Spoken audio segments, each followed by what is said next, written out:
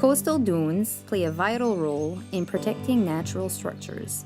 They form a protective barrier for ecosystems and sensitive environments and are a refuge or habitat for many animals and plant species.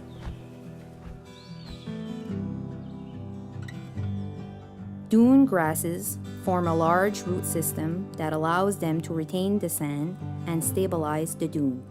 They are very sensitive to trampling. Therefore, it is very important to protect them. Many efforts have been initiated and are continuously being done to protect our beaches. We all have to do our part. Let's work together to protect our environment.